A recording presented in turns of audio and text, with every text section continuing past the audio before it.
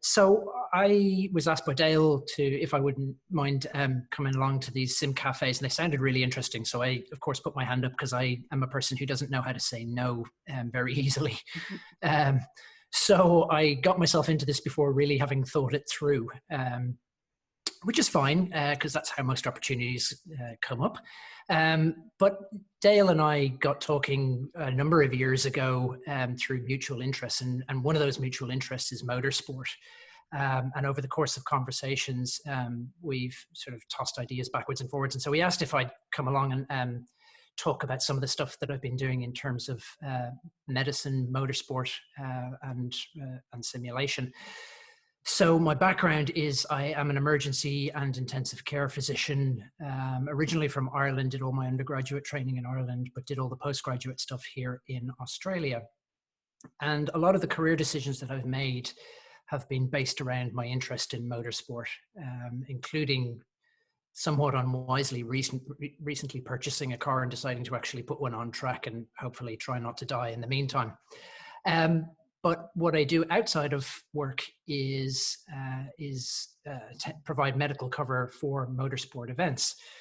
And so I'm just gonna throw up a quick video just to get us started. And hopefully this will come through. Turn 3.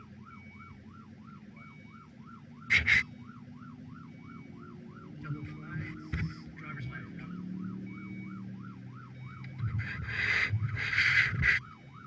That is, hey, that's the KTM, I think.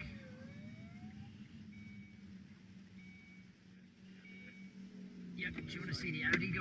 He's already thumbs up.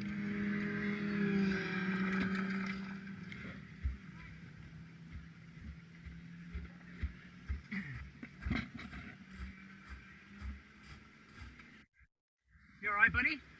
Yeah. Yeah, what's your name? David. David, my name's Matthew. We're going to try and get you out of there, but it's okay, no problem. Take your time.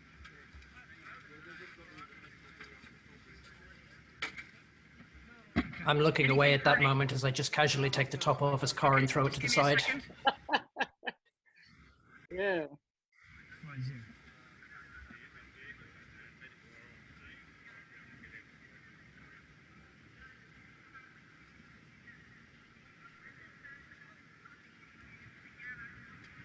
Race Control Medic 2.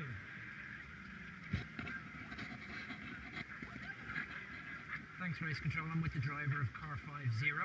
He's code 3, as stated. He's going to have trouble getting out. He's pretty much buried halfway under the tyre wall.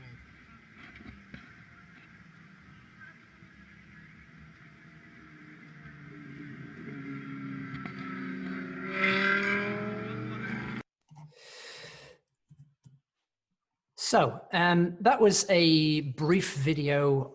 It took about 90 seconds from start to finish, from the moment we were in the car traveling to the scene all the way until I had given a initial contact point handover on the radio where I called a driver code and told them what I thought I was going to need. So 90 seconds all in all isn't that long.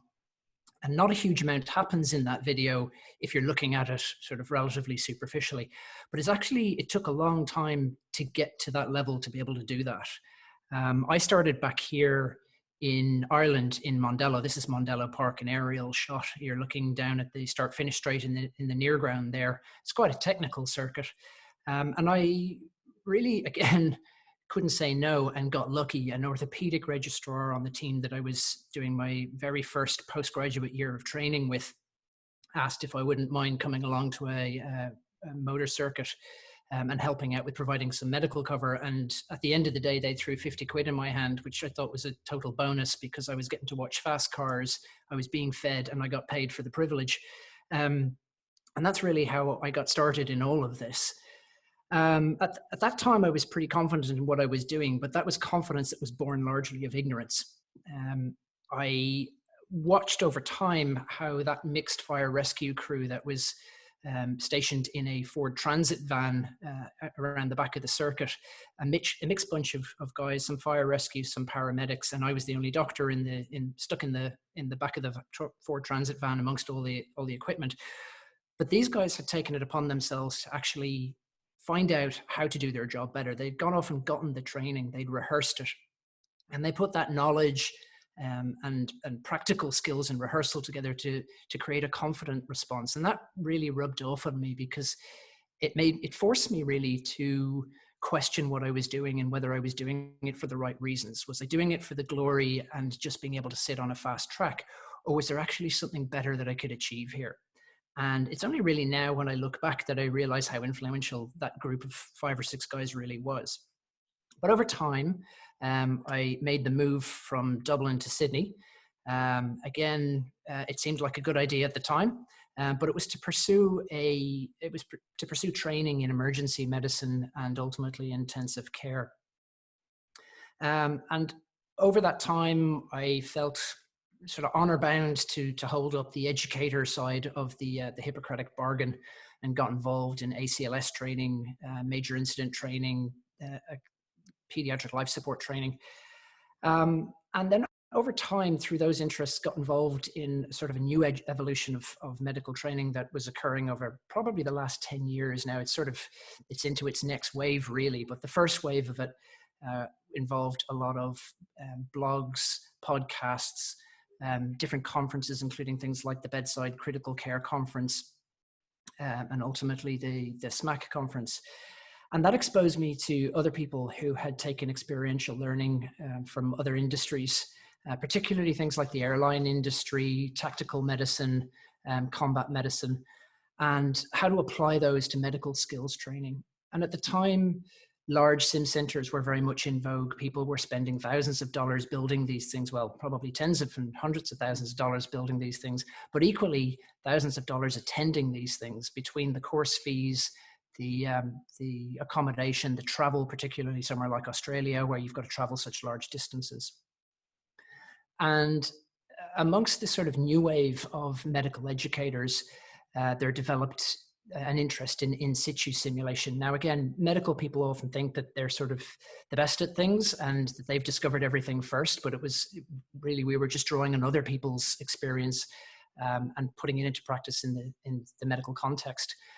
But again, what was interesting in mixing with these people was finding that it wasn't just about learning the motor skills. It was also the cognitive skills, the communication skills, the logistics skills, and effectively how to get things done, and performance under pressure. And there's a lot of people who've been quite influential that I've had the good fortune to muck about with through conferences and projects like this. So I'd started to apply these lessons that I was learning in my own department.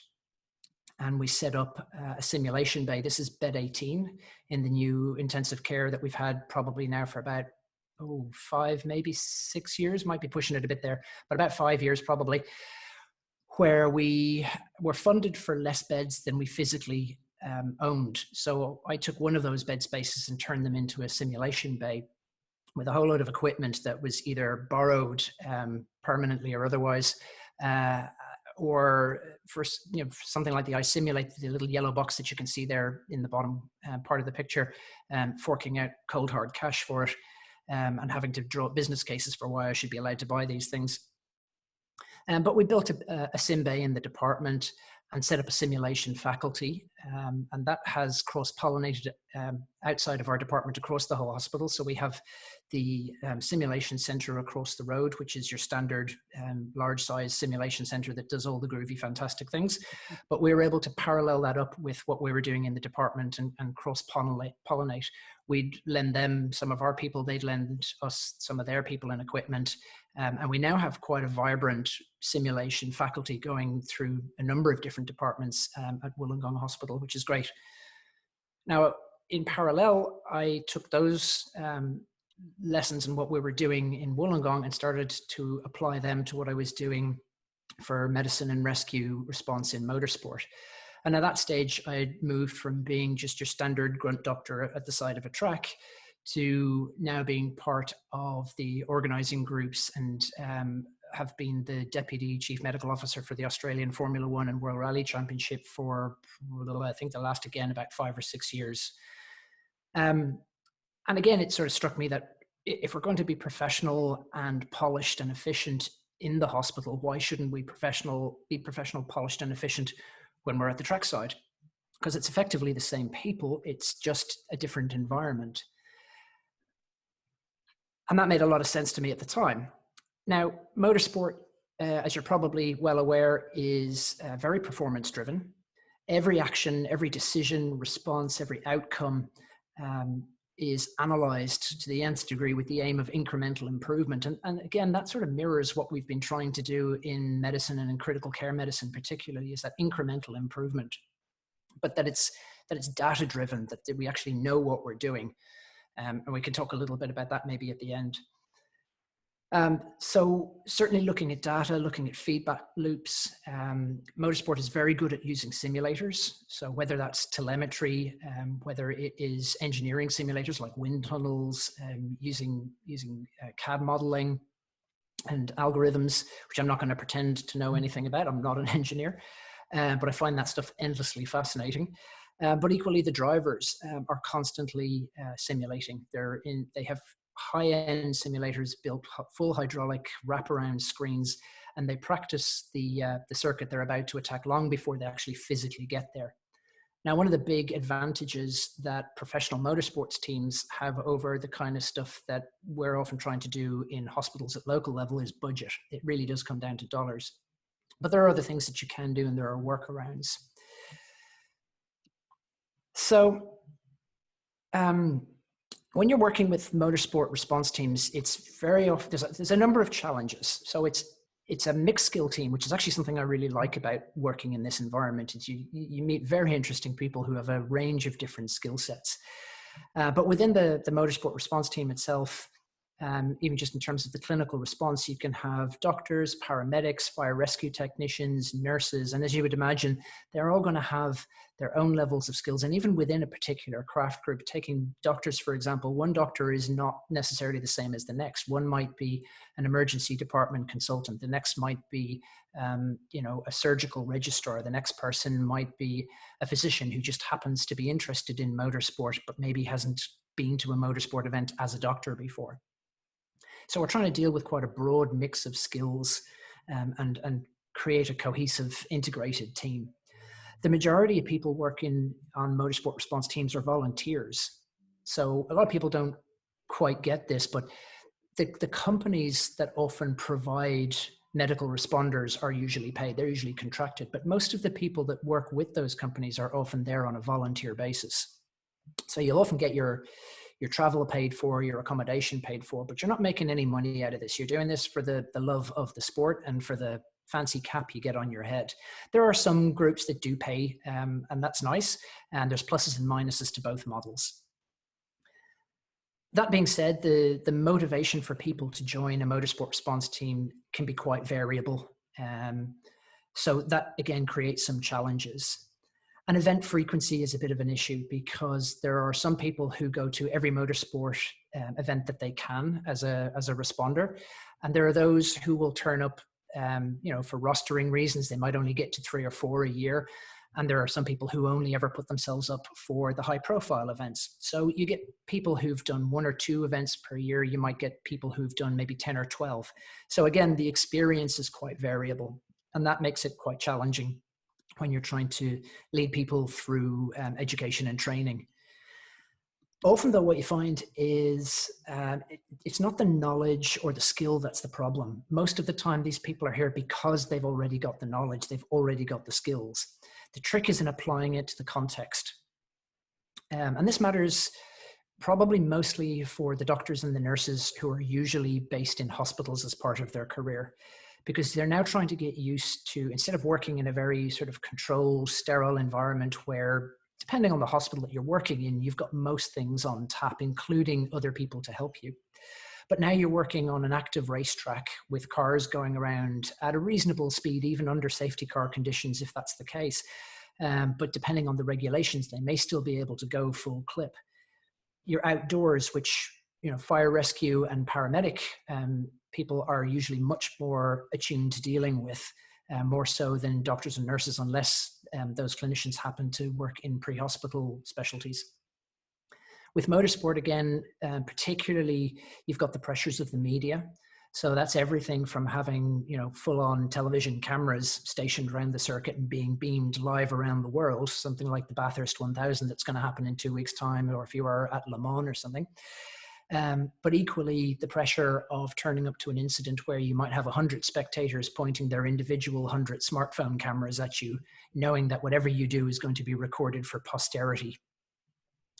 And then you've got race administration up in race control, and you're connected to them via two-way radio. And they're a bit conflicted in their requirements. They understand, the good ones certainly understand that the clinical responsibilities take precedence, but they are under pressure to make sure that a commercial venture goes ahead. At the end of the day, this is private enterprise and people are making money out of this. They do not want interruptions. And so it's not that infrequent that you're getting a bit of a hurry up. And again, in a clinical context in a hospital, you may be used to certain types of pressures to keep you going, but you generally don't have somebody in a radio asking how long more you're going to be and can we please get back to racing. So that, again, requires a little bit of getting used to. So when I started out, again, going back to the days in Mondello, it was really an apprenticeship model. Was the training model. So you were learning on the job. And that had its problems because there wasn't always somebody to teach you. Not infrequently, you were sort of there in a car. I remember doing the Letterkenny rally up in Donegal, and I was effectively in my own little Volkswagen Polo, which at the time I thought was great. I was driving my own car on a bona fide rally circuit until I actually had to do it and realized how dangerous it actually was. And I had no experience driving on a live race circuit. So having no teacher is a bit of an issue. Again, there's an issue of variable incident frequency. So you could go to several race events and not actually have to deal with anything more than picking up a driver who's put their car on the wall but is otherwise okay. And so how do you cope with providing for the low frequency but high stakes events? So somebody who, you know, is bleeding out and needs their pelvis wrapped up, or somebody whose airway is critical and maybe they can't be easily intubated and they need to have an emergency surgical airway, what people sort of know as an emergency cricothyroidotomy, the sort of the mythical big biro in the front of the neck. And as I found out over that time, it was often as much about knowing how to prepare for an event as much as knowing what to do. And what I wasn't aware of at that time was the whole logistics side of just knowing how to get things done. So when I moved across to Australia, I actively sought out the chief medical officer for the World Rally Championship, which was held in Perth at that stage. And in 2006, had the chance to go along to it. And Ben and Rick, who were running that at the time, were quite proactive and realized that people needed a little bit of skills refreshers, and so set up skill stations. So these were tables set up in a room with, basically practical skills that we could practice. And we got to, make sure that we were okay with our intubation and our emergency airways and our IV access and how to take a helmet off. But the problem with that was the knowledge and the skill, as I've said, is often not the problem, because you're usually there because that's what you're providing. Certainly for, the advanced doctors and the advanced paramedics, where this is their day-to-day job in critical care specialties. And, they can expect to go back to work and probably have to intubate somebody within the next day or two of arriving back to work. So this is sort of common fare for them. Doing skill refreshers for that cohort isn't really offering them very much. Equally, if you've got say paramedics or doctors who maybe don't do this as part of their day-to-day, it's not in their scope of practice, you can't make an expert intubator with a half-day course, and you're not expecting that they're going to go back to work and immediately have this new skill that they can use on everybody. So again, it's a bit pointless trying to teach them skills that they're never really going to use. The other problem with this was that it was indoors on a table. The context was not there. It didn't reflect what we were actually doing. So it was a first step, but it needed a lot of work. The next level that I saw was when I started working at Formula One events. And every year at the F1, you have to do an exercise to prove that you know roughly what you're doing and you're safe to work there. So the FIA host a rescue exercise. Hey driver, you okay? You all right? Are you going to be able to get out? I'm just going to lift your visor. Sounds a bit. I'll just turn the sound down a little bit, but essentially the purpose of this exercise, it's not really to train anybody. Again, this is the day before race activity. So if you don't already know it by now, the event has a bit of a problem. Equally, it's not really a test because the commercial aspects of it suggest that this event is going ahead one way or the other. There's too much pressure for this event to not go ahead. So, you know, it's good in that it's outdoors. As you can see, there's a training tub there that we get to use. So it sort of reflects a degree of reality about trying to get a driver out of the tub and all of the restrictions. And that's a more modern tub. It's got the halo that anybody who follows Formula 1 or Formula 3 will be aware of. So it gives us some level of reality to working out how we're going to manage a driver in this context. But it is the day before event. So if we're having problems now, it's all a bit too late. The other good thing about this exercise is it is an integrated thing. So it doesn't just focus on the doctors. The paramedics are in there. The person there around the back in the cap who you can see moving about is Anthony. He's a driver. He's not a clinician. He's not a paramedic, not a doctor, not a nurse. He's a driver. But he's done enough of these events that he has a good understanding of the medical side of things. And if I ask him for a particular piece of equipment, I'm reasonably happy that that's what I'm going to get. Sorry, I'll just turn the sound down a little bit more because we don't really need it. This was all recorded on a 360 fly, so the microphone just picks up everything, including the wind. So look, it was outdoors, or it is outdoors. It's integrated with mixed skill responders, but it's a bit too close to the actual event to make it particularly useful as an ongoing training element. Actually, we don't need to watch the rest of that. So I took a lot of what I'd seen in the conferences that I'd been at, in what I'd done with the sim faculty in Wollongong Hospital, and in what I'd been seeing at motorsport events and at the few conferences that were held periodically, and tried to put a lot of it together. And at that time, I was working with Matt Croxford at the World Rally Championship. Matt's the CMO, I'm the deputy CMO. And so the two of us sat around the table and tried to figure out how we were going to provide some kind of training for our mixed skill team. And we moved from tabletop skill stations that really only catered for doctors and took it to the outdoors and started to develop scenarios and a program that we now run where we essentially de-emphasized tabletop skill stations. We de-emphasized new skill acquisition, and we concentrated on cross-skill exposure. Not so much to learn a new skill or to learn what other people are able to do. And you know, you're not expecting to have a doctor be able to now become a fully accredited hydraulic tool operator, but to understand the implications of asking somebody else to do something for you. So that the doctors understood that if they asked for a car to be cut apart, that piece of equipment is quite heavy, it's noisy, and there is risk associated with it.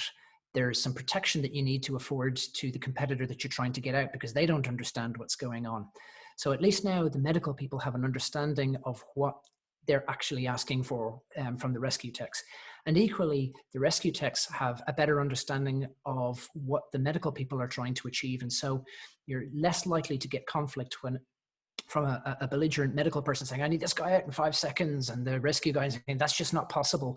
And instead of getting caught up in a toe-to-toe argument about what is and isn't possible, we now have an understanding of what each of their skill sets are. And so we can trust that that other group is going to be able to provide what we need, and we don't need to micromanage. So it's worked out really well for us. We also provided repeated scenario exposure. So unlike the FIA exercise where only one team gets a chance each year, we put the whole team through 3 or 4 different scenarios in rotation. And that allows us to do a couple of things. Again, where we were trying to get to with this was getting comfortable with working as a crew, and particularly a mixed skill crew, some of whom may have never met each other before. So we were building awareness of each other's technical skill sets. We were building awareness of contextual experience, both just, you know, their general experience and how advanced they are, you know, whether they're an emergency department doctor or a pediatrician, whether they're an advanced skills paramedic or an ambulance officer, and how much rescue tech experience they had, but also particularly whether they had motorsport experience. They got a chance to work together under pressure in a training scenario, rather than having to find out for the first time at a real incident that the person that they're working with really isn't a coper and isn't somebody who can make decisions under pressure. So we found it was much better to find out this way. And that actually led to some consequences that we hadn't really anticipated, but worked out well, because traditionally the doctor would take on the role of the team leader. And what we found through running these sessions is that more and more paramedics and fire rescue techs were stepping up as team leaders, not because they felt they had to shoulder their way in, but it was actually recognized in the crews of 2 and 3 that, you know what, I'm not actually best placed to make the decisions and be the scene commander and be making sure that we're all safe. In fact, you're better at this, and that this is what you do in your day-to-day job. And we found that people had agreed upon who was going to be team leader, who was going to be taking on particular roles that didn't require a limited scope of practice. And that was happening before competition rather than on the day of competition. We used actors, which were largely drivers who were happy to help us. We had some difficulty getting some race safety equipment, but again, a couple of industry players came to our rescue and helped us out. We had to be a bit careful about using some of the competitors' rally cars because they were their competitive machines. We needed to make sure that we weren't going to break them. But ultimately, one of the zero car drivers, a guy called Sean Dragona, a competitor he knew, had decided he was going to step back from rallying and had this Ford Escort, a Mark something Ford Escort, that he was never going to race again. And so Sean basically lodged it on a rotisserie skewer so that we were able to turn this car upside down. And that's the car you're seeing in that top photograph there. That's a mannequin sat in a seat, but the car has been turned upside down to practice an inverted car scenario, which was interesting watching how people went about it, and gave us a lot of insights as to how people think, how they train, and what people say they're capable of doing, as opposed to what they're actually capable of doing when they're put under the pump. And we've made use of other things, GoPro cameras, 3D printing, and a couple of other tricks of the trade that we've learned along the way. And out of this, we got much better feedback. The doctors, particularly the hospital doctors, felt much more comfortable operating in the outdoors. The paramedics felt that their skills, particularly their scene management and logistics skills, were being acknowledged. And the fire rescue people felt that they were much more included and they were able to contribute meaningfully to the outcome success. The stage we're at the moment now, though, is that we're still struggling a little bit with training frequency. So as good as this session has become, it's still only in the competition week.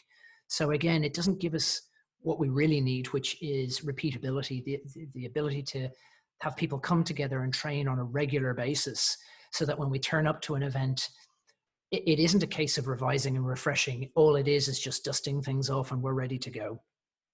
And what you find is lots of people will turn up for the high profile events. So it's something like Formula One and World Rally. We may have 30 to 40 crew members, but at smaller club and state level events, sorry about that, it's the dogs in the background. At smaller club and state events, the crew members, you might only have 3 to 8 crew members, give or take. And even then, as I said earlier, you might not get an on-scene incident for several races. So exposure and experience can be quite variable and can be fairly infrequent. And again, it's not that uncommon that you find somebody who says that they've got X number of years experience, but when you dig deeper as to what experience they actually have, it may not be high-level experience.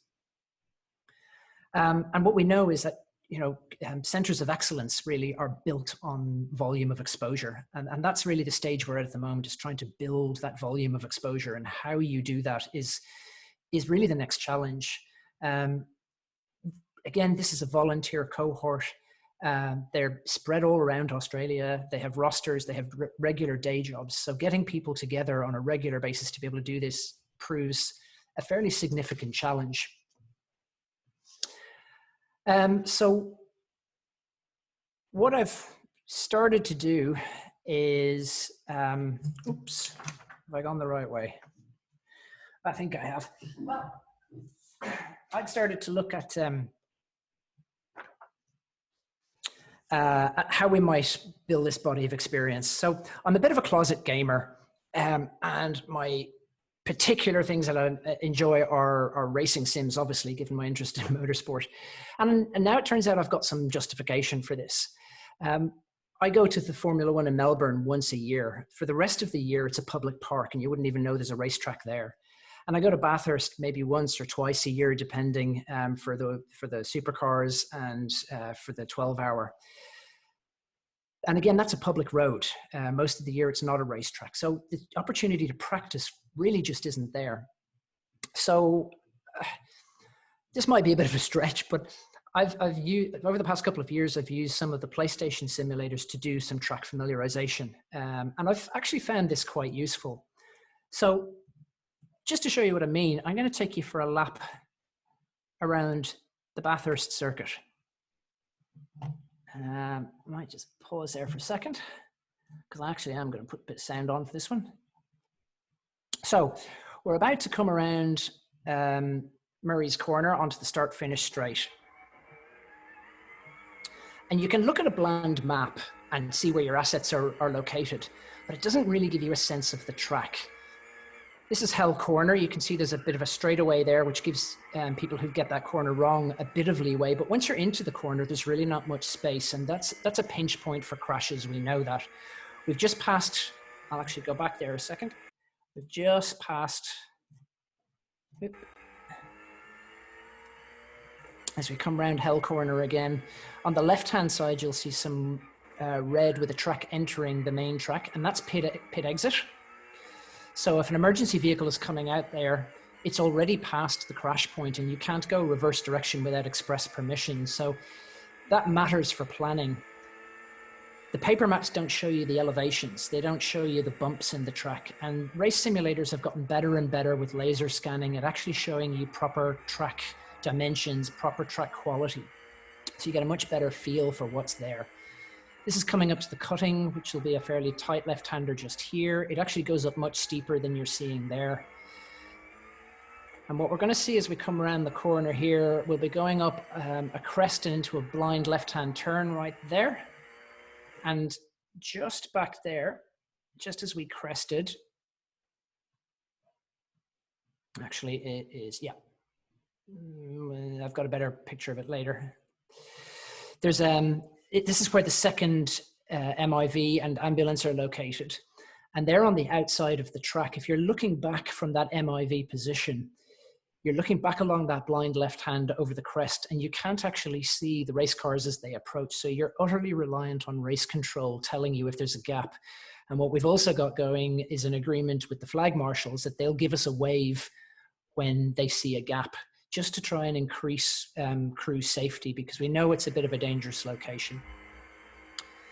Then we're coming across the top of the mountain, and we're going to come into the iconic skyline portion of the track. And again, this is a common area for drivers to get it wrong, and particularly down into here, we're coming into the S's. And if you watch the Bathurst, you'll have seen a few incidents occur here. Now, this looks like a nice wide area of the track where if somebody gets it wrong, you've got plenty of scope.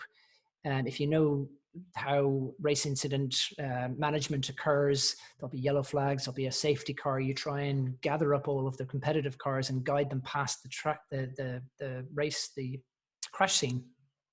And here's one of the few places that there's actually a bit of width to work.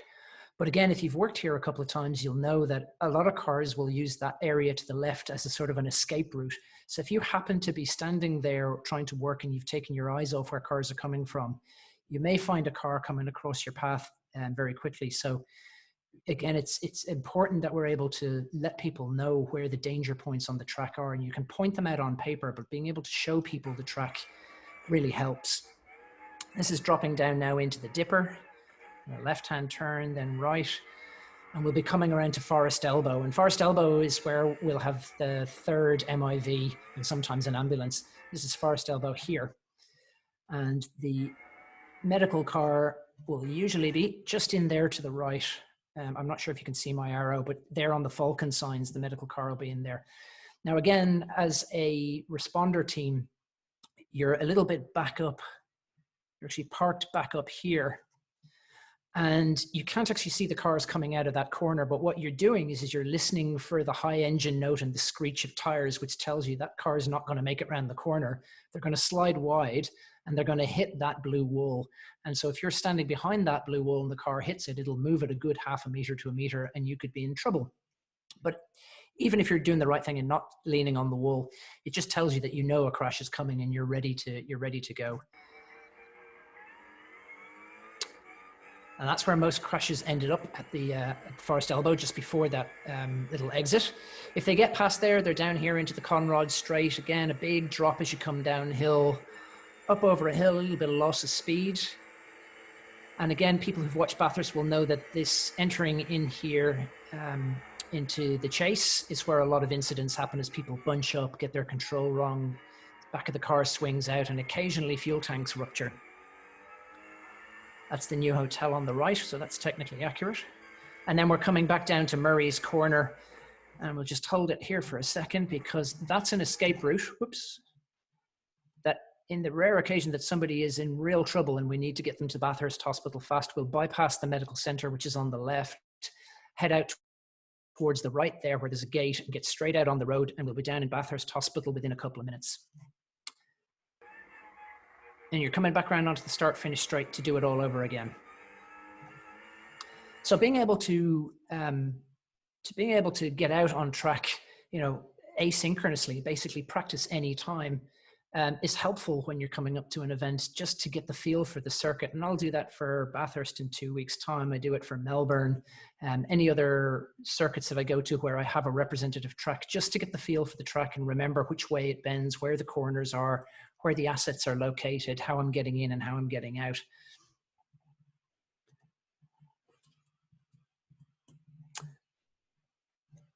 So the other thing that I've been doing is increasingly wearing a body cam. So you've already seen the Formula One exercise that we did. This is back to that KTM and Audi crash at Sydney Motorsport Park. And I've worn a combination of standard GoPro cameras and 360 cameras to try and build up an archive of footage where we can take them to the group that, the motorsport group that works out of Sydney Motorsport Park now run monthly in-services. And increasingly I'm trying to take sections of these videos out and run through them and point out little bits. For instance, in the distance there, you can see the little black square with the 2 yellow squares. That's a safety car board.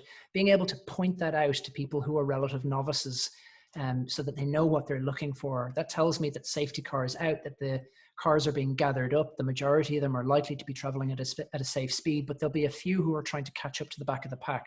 So I still have to be careful. And I can't remember if I passed it. Yeah, there it is there. So that little flick back, I'll just do it again. That's just a safety thing. That's me checking back in the direction that the cars are coming from to make sure I'm not about to be collected. And again, these are the little things that people who are very good clinically and are able to do all of the things that you want them to be able to do medically in terms of, you know, saving somebody's life. But if they jump out of the car in their adrenaline to get to the injured driver, they can very quickly find themselves mown down by another competitive vehicle if they're not paying attention. And if you go on YouTube, there's a quite well-known clip of the FIA medical car from about 10 or 15 years ago, pulling up at a scene, throwing open the passenger door, whereupon a Formula One car comes along and takes that whole door off. Now, if the person in the passenger seat had put a foot out, they probably would have had their leg taken off too. So being able to show these kind of videos and teach people why this stuff matters is really important. But like I said, we haven't really figured out how to do this properly without gathering people together in a single room, which can be a bit of a challenge with work rosters and geography and time commitments. And yet on my iPad, I've got a game called Freeblade. And that's my kitchen table. And I can stick a robot on my kitchen table. and I can move around him, and I can have a look at how he works. And I can see interactions.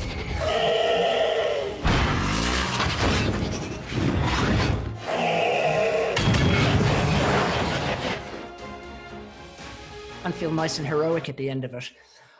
But I can't do that or anything like that for the kind of training that I want to be able to provide, at least not quite yet.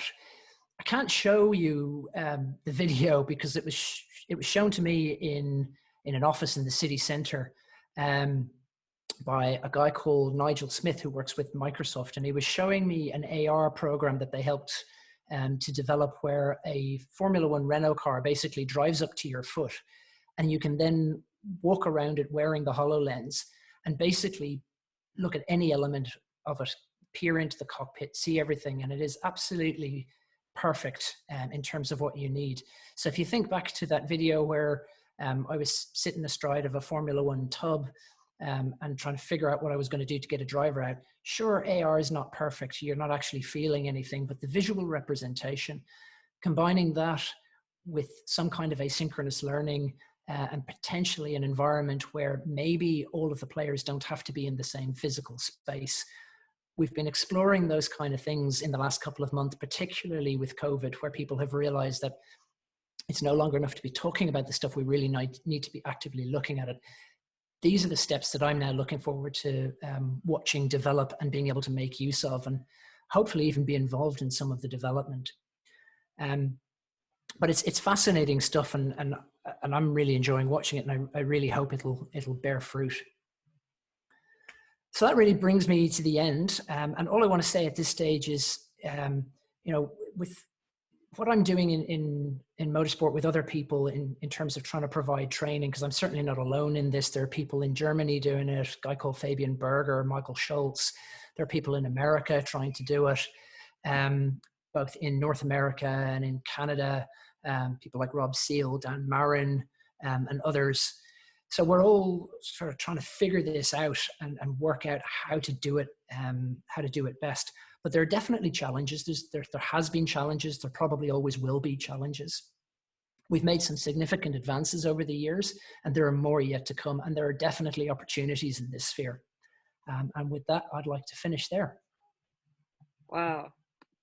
Well, the obvious thing to say, Matt, is that was quite a ride. Thank you so much. I guess the floor's open for questions and comments. There's been a little bit on the chat. Erwin, did you want to start? Speaker You're on mute, Erwin. You're on mute. Oh, that's the sentence of the year. You are on mute. It is. And I'm zoomed out for the year almost. Not yet.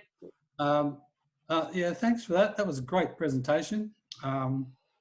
It gave me some, Matthew, it gave me some recall. I used to work with Steve Bernard. He was an emergency time back. And he used to do the Phillip Island gig. And I think he did F1 too, but I'm not sure. He did, yeah. He was the CMO for a little while. Yep. I'm just trying to find my way back to Zoom. I've lost it.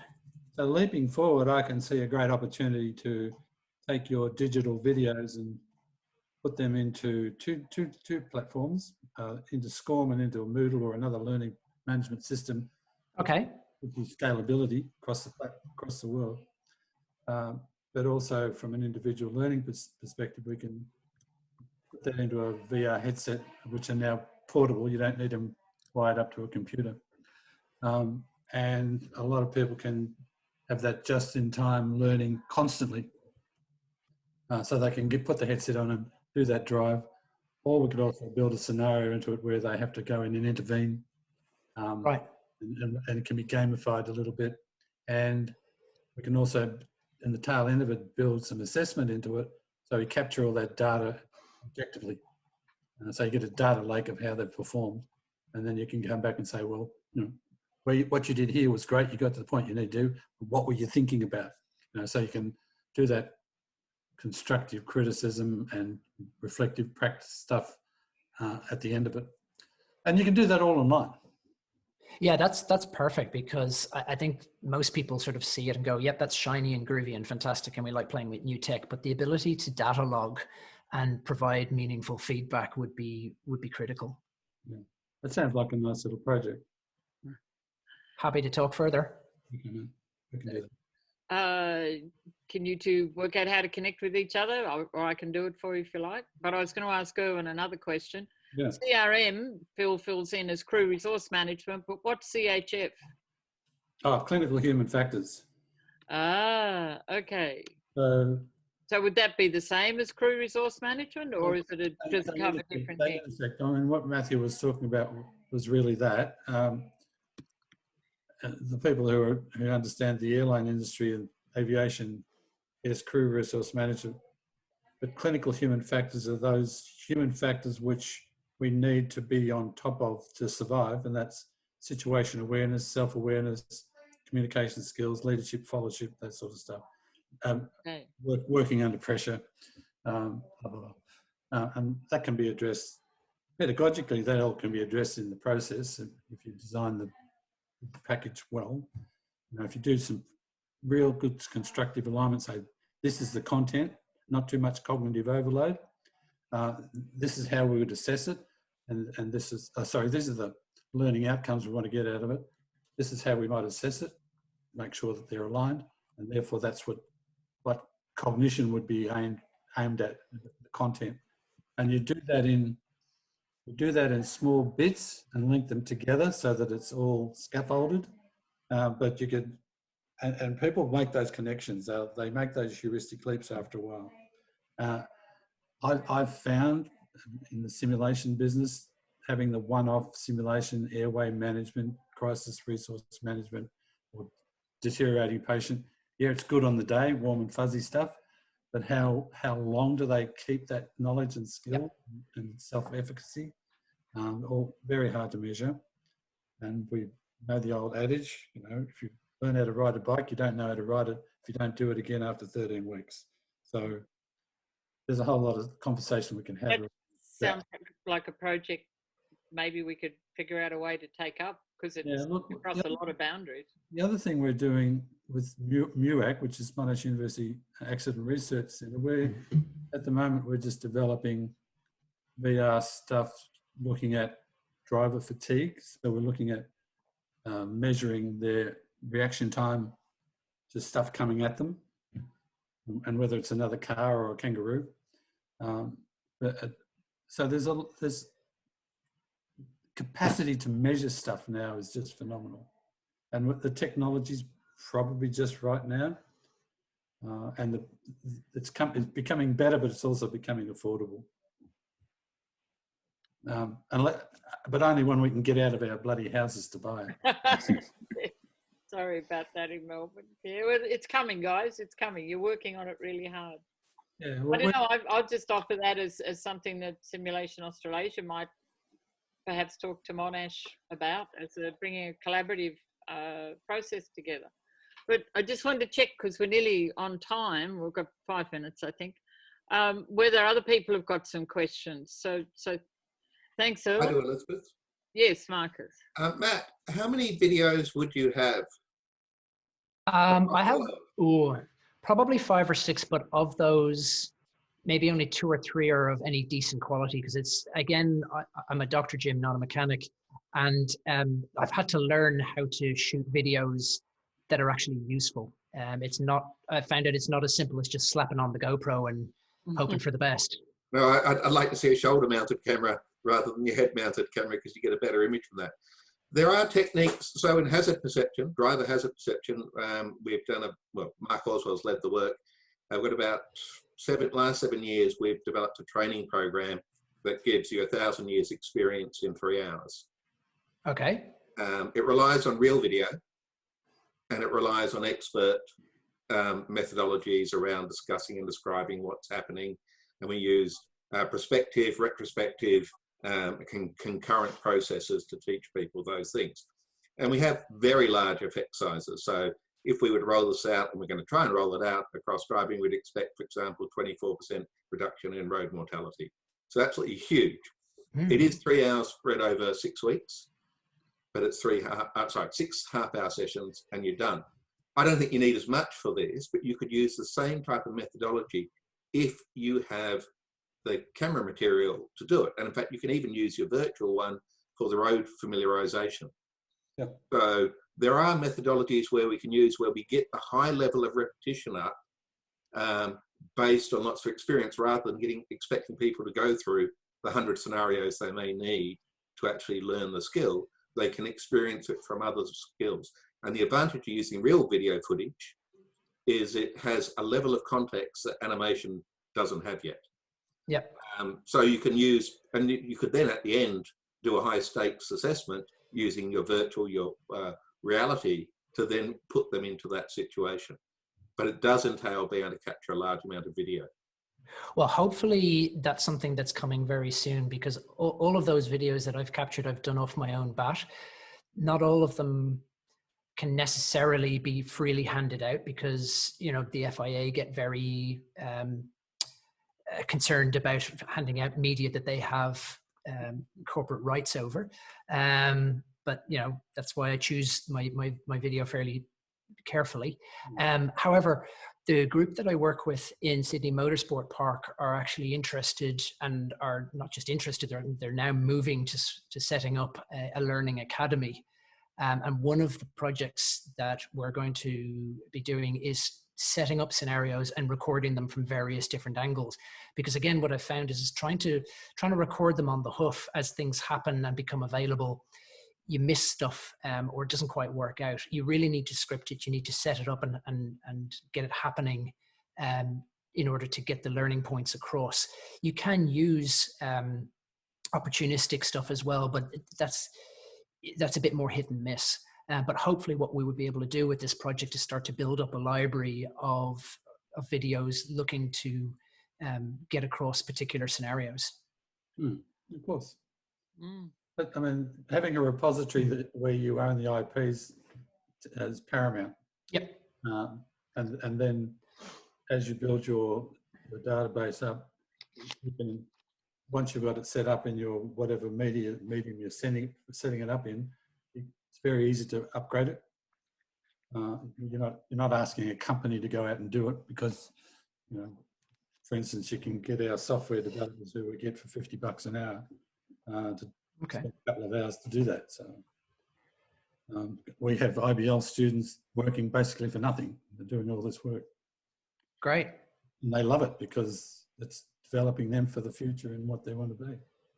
And I love Nick Watts suggested perhaps you could work with the racing game team to add parts to the game that focus on the emergency service workers. Yeah, it's something I've thought about before. I don't know how that would go, whether game developers would look at that and go, well, that's not a revenue generator, so we're not that interested. I think it depends on what you propose. So like if you could add it, so look, most of these racing games have got some sort of campaign feature where you're playing as a particular team or whatever. If the proposal was robust enough that it was adding an extra element to it that people might, like find interesting. So if there's an additional storyline or campaign or component to it that would then differentiate themselves, because like most racing games end up being relatively similar, same track, same type of cars. It could be, and I'm at like the Project Cars team. I think they're based out of the UK, and they're going very much down that simulation route. I haven't really touched base with that project in a while, but I know they're more independent. They're a big distributed workforce as well. That it could be something that they might be interested in.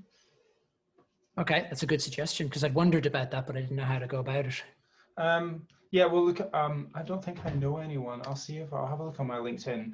In my view, there's no harm in speaking to these people. How much control you'll be able to have over the end result and the experience, I have no idea, but you could potentially offer your services as like a consultant to make sure that, they're reflecting the reality of it. Yep, that makes sense.